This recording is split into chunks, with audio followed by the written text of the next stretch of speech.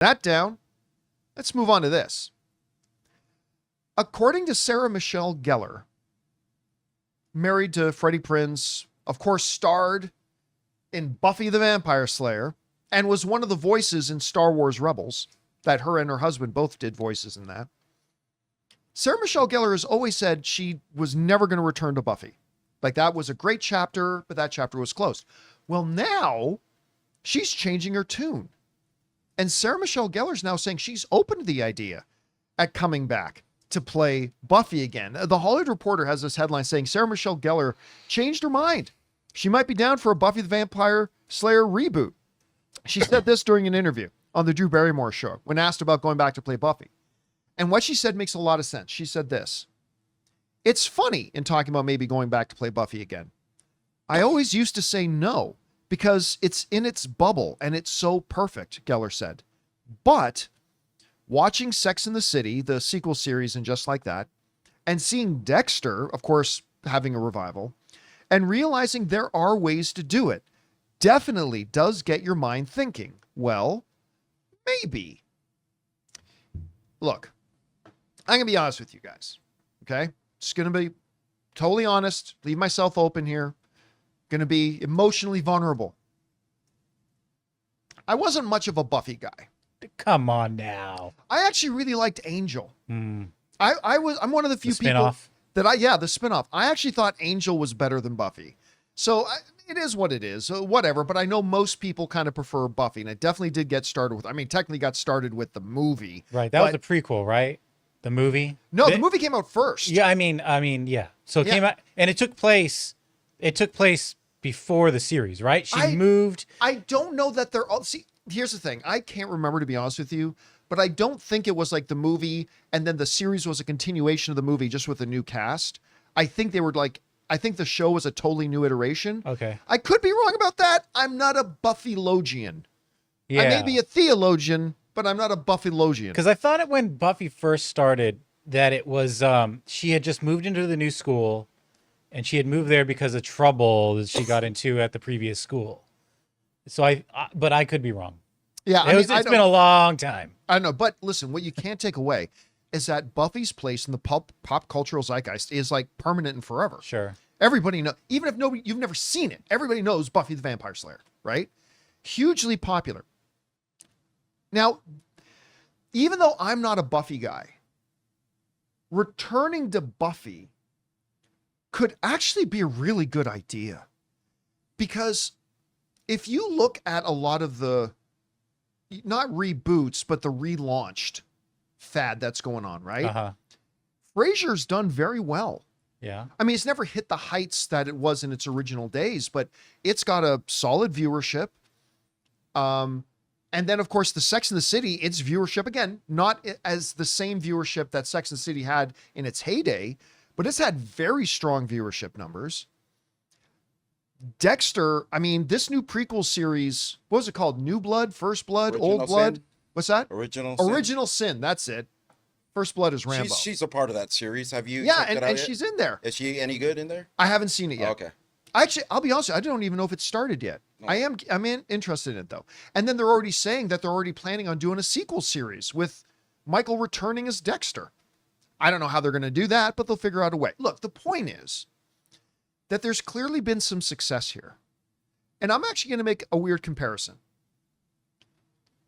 When New Kids on the Block got back together and went on a little tour, a lot of people thought, that those fuckers sold out everywhere. They sold out everywhere. Because a lot of these who were teenage girls at the time and now are mothers of teenage girls, they remembered their like they were ready for the right stuff. They were ready to go back. By the way, was that the right boy band that I just referenced? It was New Kids on the Block, right? That you're talking about? Yeah. They went back and they wanted to see them. Uh-huh. Hanging tough. Yeah, they were hanging tough. And they went out and it floods. Look, the point is, there's a lot of people out there who, if you take something from when they were younger and they remember really fondly, they'll be willing to go back out and check it out. Yeah. And go and see where they are now. And listen, again, as somebody who's not a Buffy guy, wouldn't it be interesting to see, okay, where's Buffy now? 20 years later, 30, I don't know, how long ago was Buffy the Vampire Slayer? I don't know if it was 20. 98? Yeah, so Like over 25 years ago. Like, where's Buffy now? Is she still slaying? No, 97. Sorry, excuse me. 97. Yeah, even older. Did her and Angel get back together? Angel, who has now aged, but man, what's his name? David Boreanaz? I'm not sure how vampires age. He hasn't but aged somehow that he much, did. though. Like, even in 25 years, that dude has not aged that much. But again, maybe he could say he got his humanity and he started aging again. Yeah. I don't know. Maybe you can bring Spike back. Everybody likes Spike. Good Ooh, the old bad boy. Little Spike. Everybody loves the bad boy. So they wanted to get Spike. I don't know. But listen, I think if Sarah Michelle Gellar, I know one thing, though, from some of the comments she's made, I could tell you if they did do another Buffy the Vampire Slayer, you know who will not be a part of it? Blade. Well done, dude. Well done. He's not a part of anything. That was like What is Blade a part of? Let's figure it out. The timing, the timing, the tone. That was good. You know, I'm starting to get on your guys' bandwagon right here. I was going to say, Joss Whedon will not be a part of it. Yeah. Oh, him too. Because clearly, like, I mean, nobody ever knew this until a few years ago, but Sarah Michelle Gellar made some comments and said, yeah, Joss Whedon and I are not on talking terms. Yeah. So clearly not, and that's fine. But I mean, I think they should do it. I won't be watching it, but I think I honestly think a lot of people, if they did a relaunch of Buffy 25 years later, I guarantee you it'll get an audience. Do you think Eliza Dushku will be back? Ooh, what's she? She was like my favorite. I didn't watch wonder the show, why. but I wonder why she Faith? was your favorite. Faith? Why was Faith your favorite? Because she was the brunette. Yeah. I don't know. What has she been doing lately, though? I have no don't know. idea. I know she popped up in a few things. Anyway, Yeah. guys, we want to take a second to thank a sponsor of today's video, The Perfect Jean. All right, let's get real for a second. Khakis, stiff, uncomfortable, and a crime against humanity. That's why I am obsessed with The Perfect Jean. I'm wearing them right now, and let me tell you, they've changed the game. They have full stretch, no resistance, whether I'm sitting for hours, indulging in holiday feasts, or running errands, these jeans move with me. And the best part, I don't feel like I'm in a denim prison. They're stretchy, soft, and crazy comfortable. And these aren't just comfy lounge pants. They look sharp enough for dinner parties and family photos, and with 6 fits, waist sizes up to 50, and lengths up to 38, the Perfect Jean fits everyone. From short kings to tall legends, over 5,000 combinations to get your perfect fit. So what are you waiting for? Stop crushing your balls in stiff, boring jeans. Head to theperfectjean.nyc and use the code Campea15 for 15% off your first order, plus free shipping, returns, and exchanges. That's right, risk-free, folks. Once again, that's theperfectjean.nyc, code Campea15. F your khakis and upgrade to the Perfect Jean. Trust me, your legs and everything else will thank you.